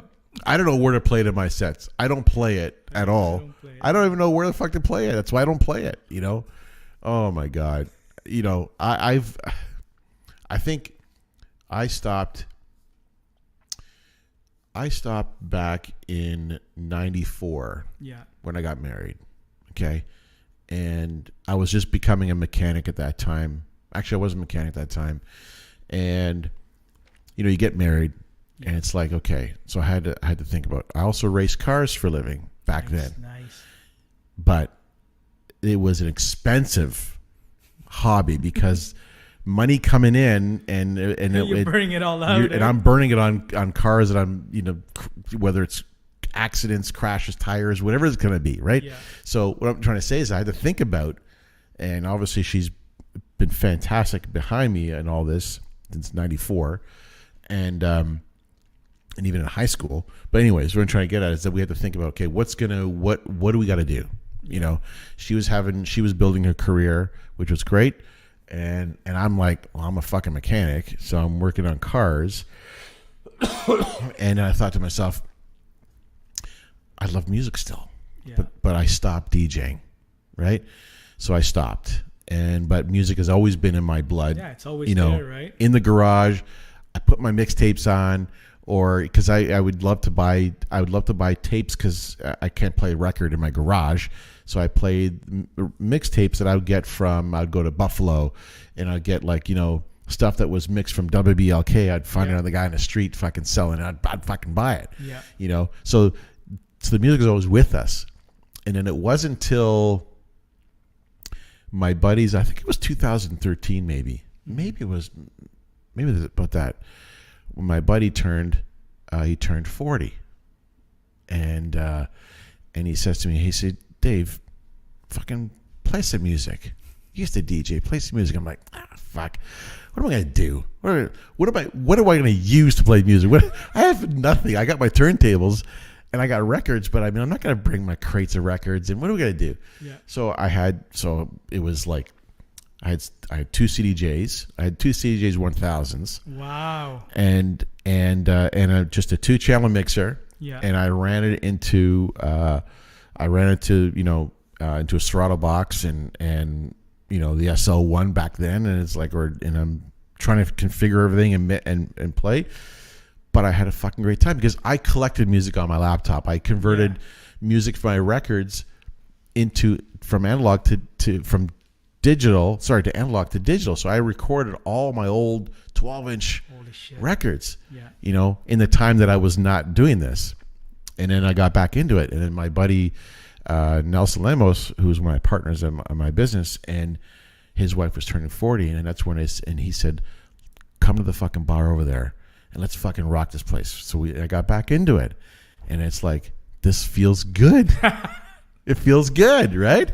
Fucking came back, baby. Came back, and it's just like you, but we're not always doing it every weekend, So then people talk to you. People, oh fuck, I didn't know you came back, or fuck, I saw you at the bar.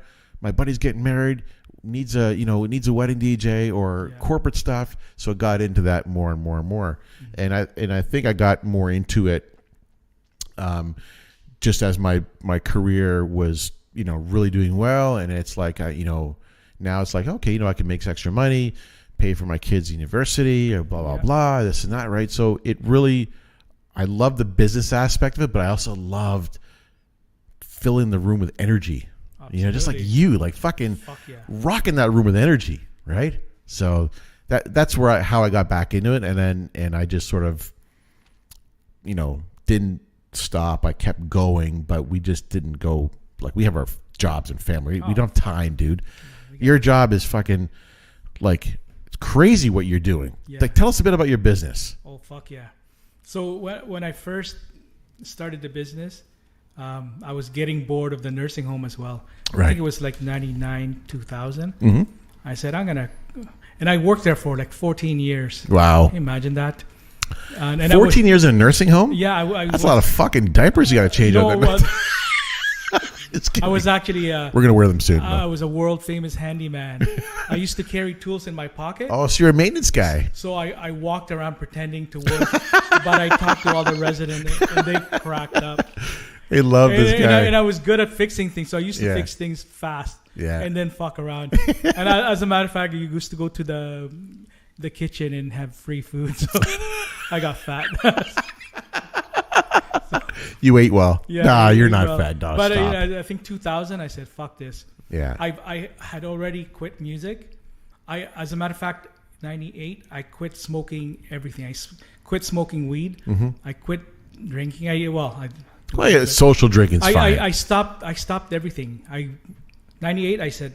That's it. Clean. I went fucking clean. Straight clean, eh? 98. And then 2000, I said, I'm going to quit my job. Quit my job and started my own business. My first business was Chico and the Handyman Painting Company. Really? No. Sorry. Chico and the Man Painting Company. Chico and the Man Painting Company. Oh, fuck yeah. I was busy. And I started a family. So you're always working. So I'm always working. And as a matter of fact, when I quit, so I had no other income, and I had to hustle. And my wife, she got pregnant. And we bought this puny little house, and I struggled so much. Right. Holy fuck, man. That was hard. It's tough. But I did it. I just kept going, and we kept going and going. Good. Then I said, fuck this. People would ask me how to if I knew how to build a bathroom. So I bullshitted. I pretended. I go, hell yeah. So I'd get my uncle to help me. Then after that, I had no idea. Did you? I had no idea. I sucked. But I became better because I learned, right? Mm-hmm. Yeah. And then I started. I said, "Fuck the painting company. I'm going to start Chico and the Handyman."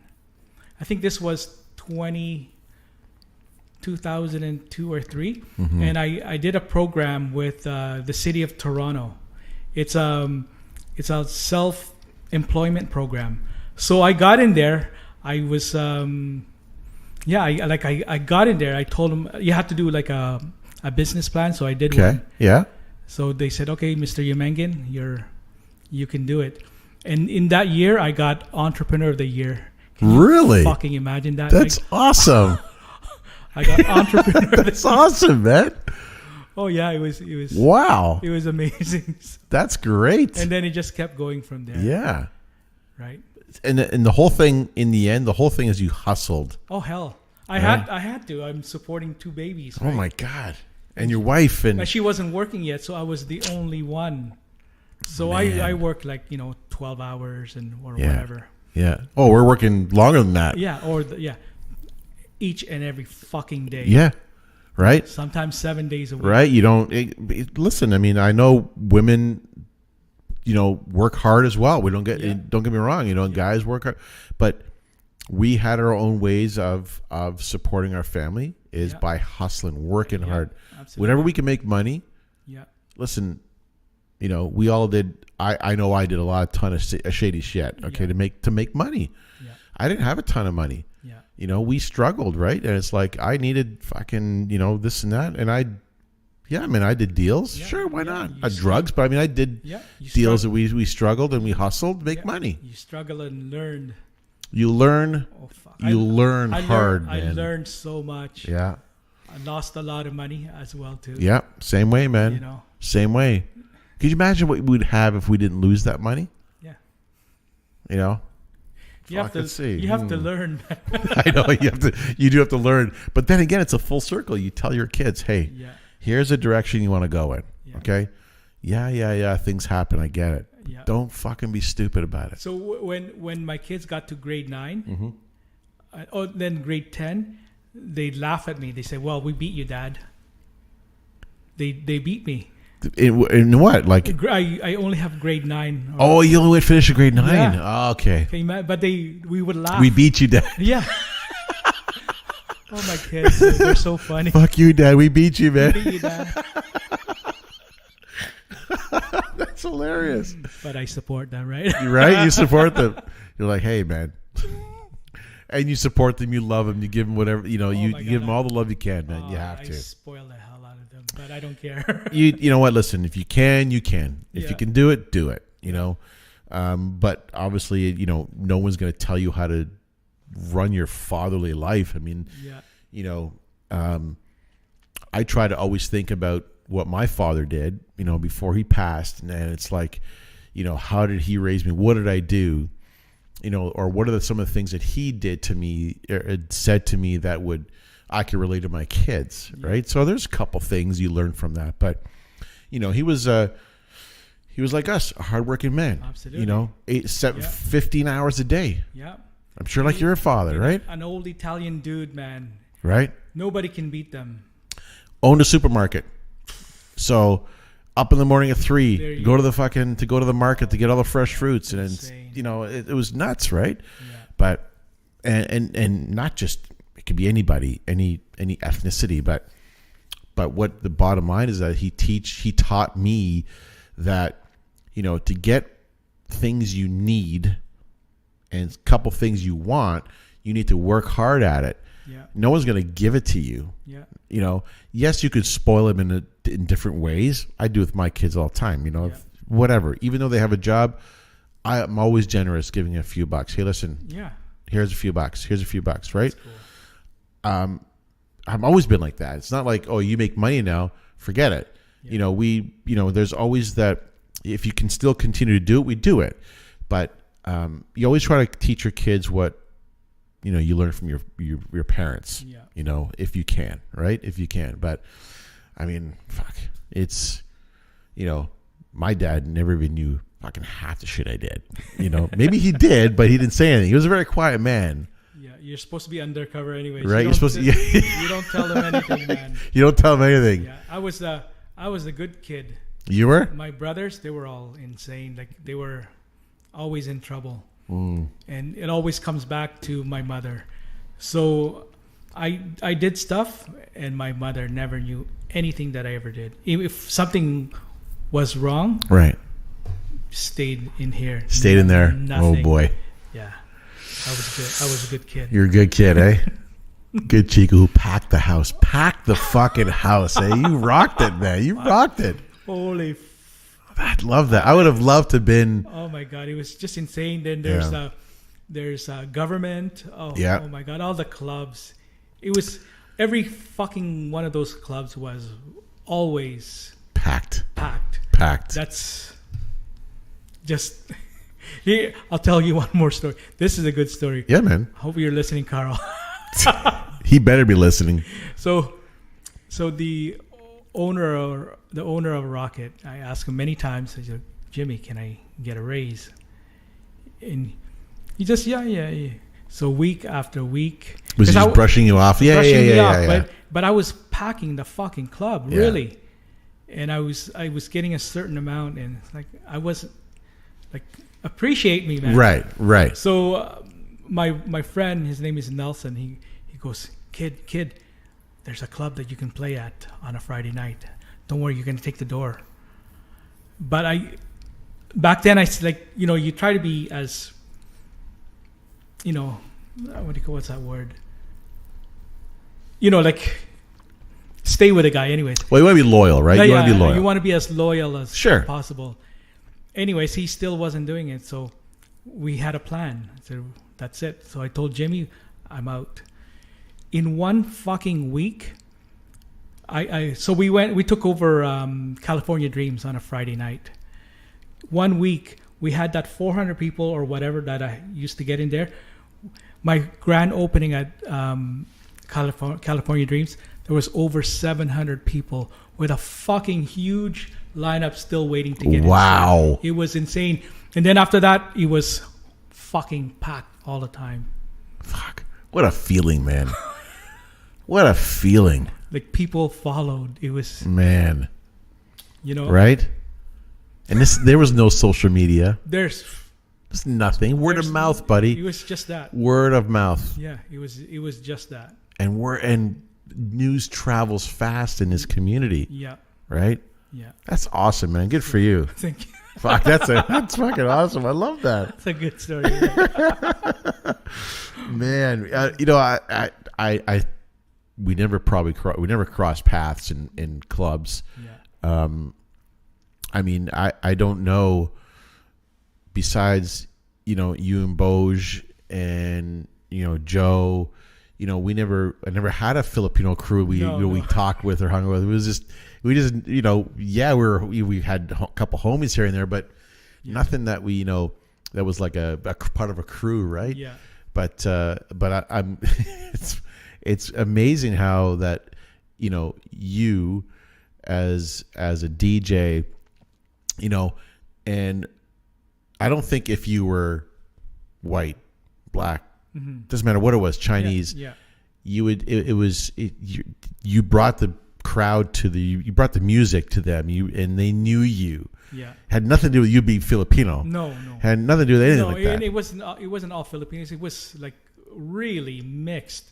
It was a mixed, diverse crowd, right? Everybody was there. It was beautiful. Yeah, that's what I love. I love the diversity of ethnicity, that people could all be at one with the music, just taking a hold of them and saying, fuck what's around you.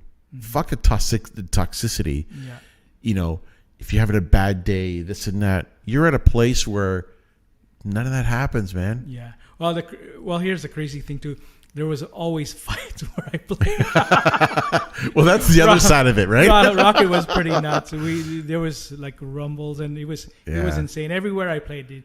Different crews come out to play, right? I remember even like the old Club Z. It was pretty insane. Yeah. You know, like, hey, wherever good, I'm sure there's a couple bads. Yeah. I get it, man. I get it. Nothing's perfect. Yeah, but it's all part of the lore. It's all part of the history. Right. It's like mixed into there. Right. Yeah. But you look at that guy. You look at there's no rumbles anymore. People fucking guns and shit, right? Yeah. Back then we fought, with our fists. We just we talked tough and our presence made either fights happen or fights stop, right? Yeah. Yeah, it was pretty insane. Even like when I was young, when Sherwin had his club, and they hung out with like these other Filipinos, and they'd be fighting with. I remember they fought with these rockers or whatever you call them. Yeah, and it was all over the news. Oh, was it really? Asian fights and like, oh my god, Asians and whites in Canada fighting. It was crazy. Fighting for top spot in the fucking Rocket.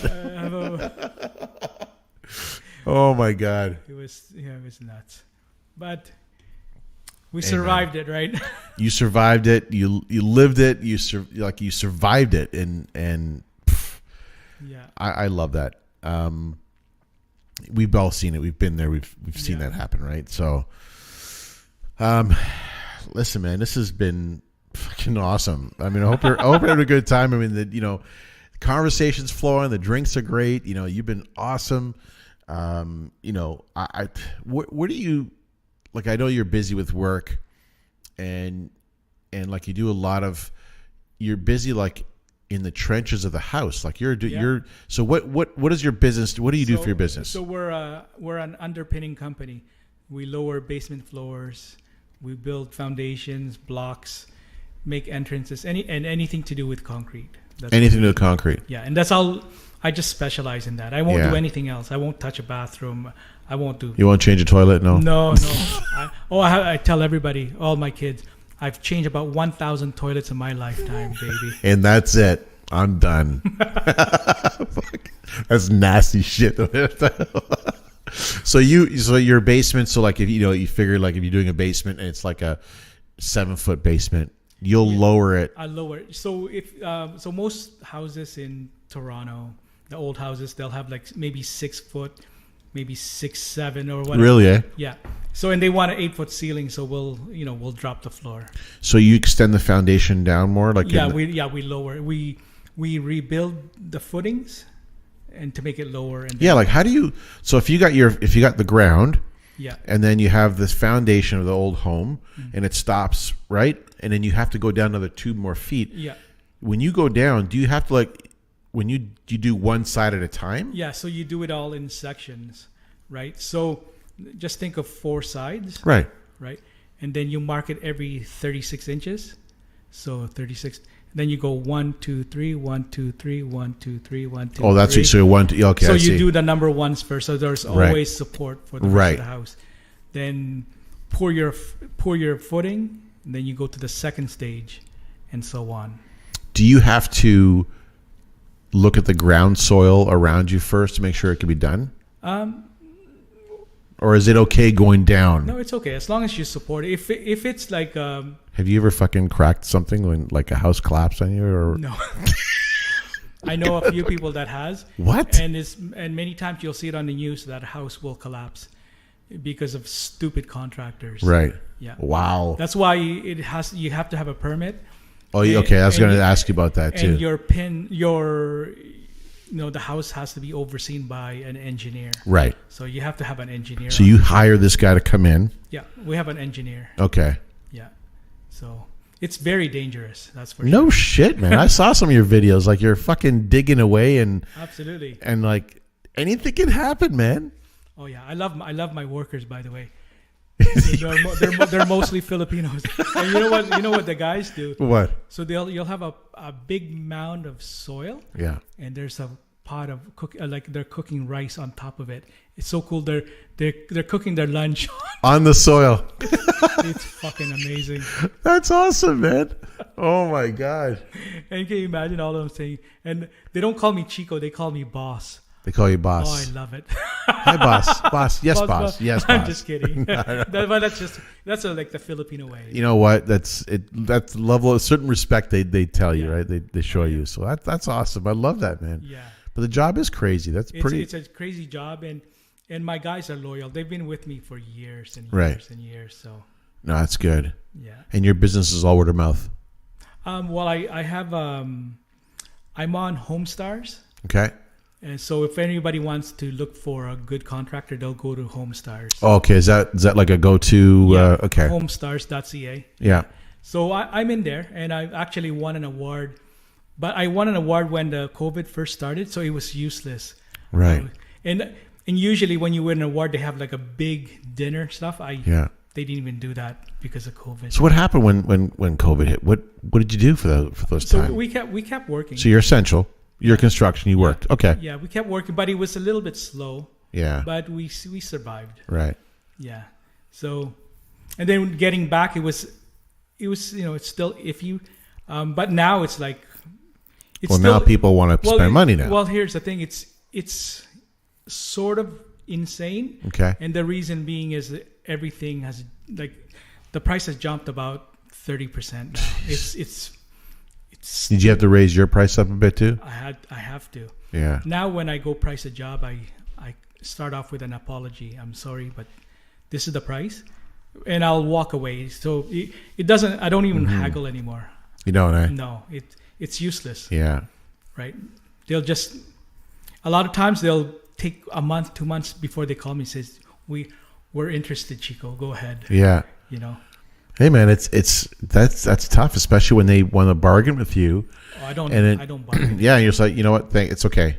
You're like, nope, don't worry about it. We'll talk to you. We're busy enough, and I pick and choose now. Oh, that's good. Yeah. To be able to do that, that's awesome, man. Yeah. You know. My reputation is pretty good in the industry.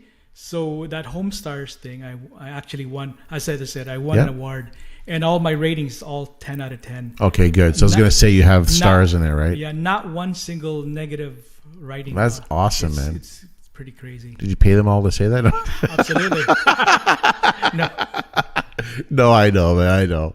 Oh, that's great, man. I mean, that's man. Well, the thing is, most of my jobs is word of mouth. Right. They all talk.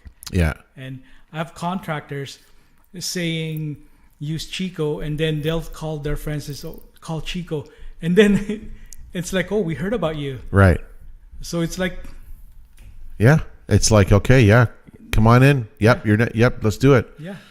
Yeah, I know. And when you get to that point, it's like your clients will also understand that you've got a great reputation. Yeah. For good work, people person. They're not going to haggle with you. No. They're just going to say, let's get it done. Yeah, absolutely. Let's get it done. I want to build a basement apartment. I can't do it with fucking 6.5 foot ceilings. Yeah. When you put the drywall on the floor, and it'd be like 5 and change now, whatever it's going to be, right? So, it's that's a tough. I never thought about anybody lowering the foundation as part of as doing that. I've seen sections of their basement where they would lower it, but. No, it's pretty big now, especially like the home prices. Nobody wants to move. They'd rather reclaim their basement. Right. So it's true, man. It's true. Housing, the way the market's been, and just the way the inflation rate's been, and the crazy thing is there's money out there. Yeah. There's people that can afford it. Yep, absolutely. And Totally agree. They're the ones that I want. Yeah. And you will get. That's awesome, man. That's awesome. Where do you see yourself in 2 years? Where do you want to see yourself in 2 years? 2 years? Like, what do you think? Holy shit, 2 years? I'm going to be really, really old. That's why I said 2. No, I usually like 2 to 5 years, but in a couple of years, what do you want to see? Where would you want to see yourself? I want the company to be a lot smoother. That's for sure. My daughter will be out of university. Well, maybe next year she'll be out. Yeah. But I want my kids to just do well. Right. Maybe I'd like to help them buy a house. Yeah. Because this is probably the only time. Like when they're older, I know they won't be able to afford Right. it. So Yeah. to afford it right now, anyways. It's I mean that's very good. I like what you're saying about that. Yeah. Because it is, it's going to be difficult for them to do that. Yeah. To come up with a 20% deposit on $1 million home. Absolutely. And I'm so happy. My son, he's only, he's 20. He's already saving a lot of money. He's working full time as a 20-year-old. Yeah, you were talking offline about it. Yeah. So we were talking about he's got a goal. He's going to save a certain amount of money, and then I'm going to help him. Good. After. Good. So. That's awesome, man. Good for you. Yeah. And then we're gonna help his sister because she's always broke. She's permanently in school. So you know what? I think the 2 years. So you're basically want to see your kids succeed. Absolutely. And you want to help them out. Yeah. So it's not about me. It's about my. Yeah. For me, it's my. Yeah, kid. My family. Yeah, that's awesome, man. Good for you. Yeah. I'm already happy. You know what I mean? Man, see, you Filipinos. I think you guys are fucking awesome. Fuck yeah. You guys are always happy, man. You're always happy. I don't know. I think you're gonna be one. I think you're one of the largest Filipino DJs in Canada. You're well known in that department. I don't know. There's Joe's good. Joe's really good. I like there's a few good ones there. What's he doing now? Like what's he been up to? I don't. I'm talking about Jojo Flores. Jojo. Yeah. I mean, I went to go see him in Montreal, but he wasn't around. But yeah, Joe's doing his thing. Yeah. So. Okay. Keep it at that. We'll leave it at that. What's up, Joe, baby? Joe, we'll get you. We'll talk soon, buddy. We'll talk soon. Yeah. This has been awesome, man. Our podcast. This podcast it's taped and it's aired on YouTube. And we do a ton of networking on social media, so it gets people out there listening to it. So we got about, we have probably in this platform about 7,000 followers that it will broadcast to. Yeah. Right. And they can go back and listen to it again. Yeah. I'm on Spotify for audio, and then on the YouTube you can watch it and they can make fun of us and that sort of stuff. Right. So at any time. So it's really good that way. And, and I'm happy to, we have sponsors for the show. So we have, the sponsor of this show is from Connected by Sound. Nick, he's been really good in promoting and so forth. And we're happy to have him on the Noisy Chair podcast. Brother, it was a pleasure having you as my guest, man. Dude, whoa. It's been fucking awesome. It's been awesome, man. I love it. We'll get you back on again. I love learning about, your stories and learning about your musical journey. Yeah. And I think we touched on a lot of stuff that, I do have I do make up a little dialogue or monologue of what topics we talked about. Yeah. And there are some things we didn't talk about because it's like, we've already talked about it. We went into this, into that. And I thought it flowed pretty good. And it was really good. Listen, man, I wish you nothing but success, buddy. Me too, brother. Okay. Nothing but success, man. And we'll try to, and this Saturday, where are you going to be this Saturday? So check it out, guys. So this Saturday, which is would it be July 30th. July 30th. Yeah. So July 30th, I'll be at Irish Shabin, 555 Eglinton Avenue West, and I've got my brothers Joey Soundquest, G Money, Dave Campbell, and myself. That's awesome, man. Kick ass, baby. Oh man, I'm gonna definitely try to make it out for you for that, and because it's not that far from here, so yeah, it's okay. It's a Dixie Eglinton area, right? So, like I said, buddy, nothing but success for you, your family, and everybody around you. Thanks again for coming on board, and thanks to everybody for tuning in. And we will all see you next time around. And thanks for tuning to the Noisy Chair podcast, where we talk about fucking anything, but our main focus is about music journey. Oh yeah, the business side, life, and everything in between. That's what it's all about, man. That's right. Okay? We don't talk about our government, but that's another separate story. Anyways, it's awesome, man. Brother, thank you so much for just drinking with me and talking with me, shooting the shit. I love it, man. We'll see you soon sometime. Thank you, brother. All right, buddy.